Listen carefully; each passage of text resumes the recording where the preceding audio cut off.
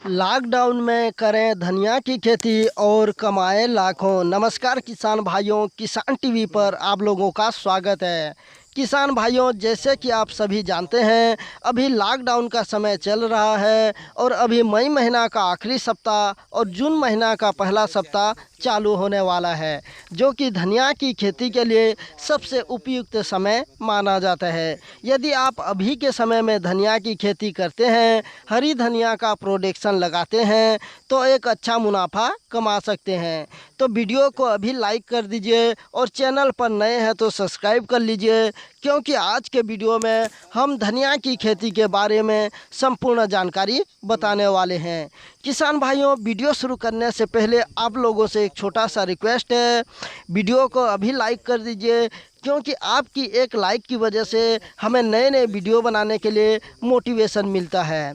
किसान भाइयों, धनिया की खेती करने के लिए 5 बातों का ध्यान में रखना बहुत ही आवश्यक है। यदि आप इन 5 बातों को ध्यान में रखते हुए धनिया की खेती करते हैं, तो आपको एक अच्छा मुनाफा कमाने से कोई भी नहीं रोक सकता है। यह 5 बातें जो इस तरह से हैं: पहला, भूमि की तैयारी; दूसरा, बीज का चयन; तीसरा, खाद एवं उर्वरक; चौथा, बुआई की विधि; पाँचवा, खरपतवार पर नियंत्रण। तो किसान भाइयों, इन 5 बातों को यदि आप ध्यान में रखते हुए धनिया की खेती करते हैं, तो आपको एक अच्छा मुनाफा कमाने से कोई भी नहीं रोक सकता है। तो पहले टॉपिक की बात करते हैं, भूमि की तैयारी। किसान भाइयों, धनिया की खेती के लिए ज़मीन को अच्छी तरह तैयार करना बहुत ही ज़रूरी होता है। धनिया की खेती के लिए ज़मीन को 3 से 4 बार अच्छी गहराई जोताई कर लें और उसके बाद उसमें रोटावेटर या फाटा चला दें, जिससे कि ज़मीन भुरभुरी व समतल हो जाए। अब आपको 1 मीटर से 1.5 मीटर चौड़ी तथा 15 से 20 मीटर लंबी पट्टी तैयार कर दें और 2 पट्टियों के बीच में 1 से 1.5 फीट का नाला बना दें। अब आपका ज़मीन तैयार है धनिया की बुआई के लिए। अब बात करते हैं दूसरे नंबर की टॉपिक, जो कि है बहुत ही महत्वपूर्ण, वह है बीज का चयन। किसान भाइयों, किसी भी फसल की खेती करने से पहले बीज का चयन करना बहुत ही ज़रूरी होता है, क्योंकि अच्छे बीज के चयन से ही हमारे फसल में अच्छा उपज तथा अच्छा उत्पादन देखने को मिलता है। धनिया की खेती में तो बीज का चयन बहुत ही महत्वपूर्ण प्रक्रिया है, क्योंकि धनिया का बीज अंकुरित नहीं हो पाने पर किसान को भारी नुकसान उठाना पड़ता है।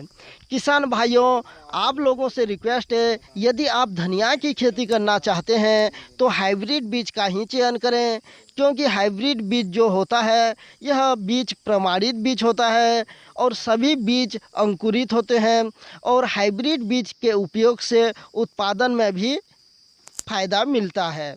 अब तीसरे नंबर की टॉपिक की बात करते हैं, खाद एवं उर्वरक। किसान भाइयों, धनिया की खेती में खाद एवं उर्वरक का प्रयोग अगर सही समय पर करते हैं तो आपको फसल में उत्पादन और गुणवत्ता में अधिक से अधिक लाभ मिलता है। धनिया की खेती में तो खाद का प्रयोग ज़मीन को तैयार करते वक्त दूसरी से तीसरी जुताई पर दे सकते हैं। इससे खाद ज़मीन पर सभी तरफ समान रूप से मिल जाता है। और जब आप पट्टी तैयार कर लें तो उस समय भी गोबर का खाद, जैविक खाद या वर्मी कंपोस्ट का प्रयोग बुआई से पहले कर सकते हैं। किसान भाइयों, अब चौथे नंबर की टॉपिक की बात करें तो बुआई की विधि।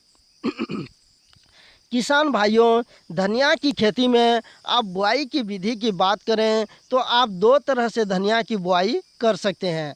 पहला, पट्टीदार विधि; दूसरा, सामान्य विधि।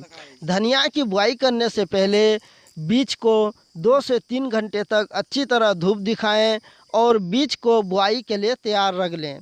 अब आपको धनिया की बीजों को बनाई गई पट्टियों पर बुआई करें। बुआई करते समय साथ में DAP प्लस 4-10% CG का प्रयोग प्राथमिक फंगस और प्राथमिक बीमारियों को रोकने के लिए इसका इस्तेमाल कर सकते हैं। अब बीज को बुआई करने के बाद हाथों से समतल कर दें और पट्टी के ऊपर एक परत, एक लेयर बना लें। ये लेयर आप गोबर की खाद या वर्मी कंपोस्ट या तो पेरा का उपयोग करके भी बना सकते हैं।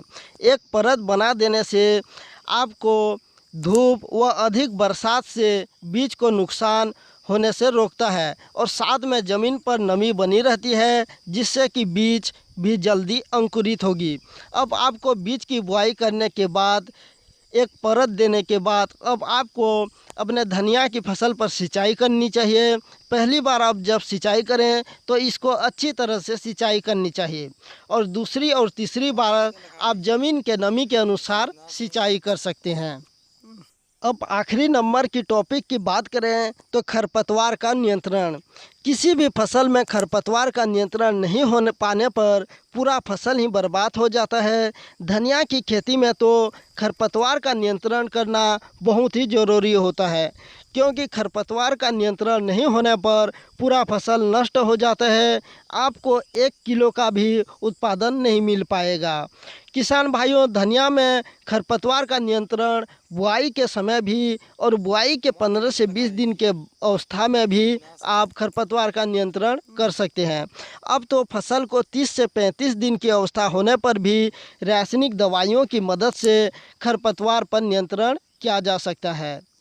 तो किसान भाइयों, यदि आप धनिया की खेती करते हैं और इन 5 बातों को ध्यान में रखते हुए धनिया की खेती करते हैं तो आपको एक अच्छा मुनाफा कमाने से कोई भी नहीं रोक सकता है।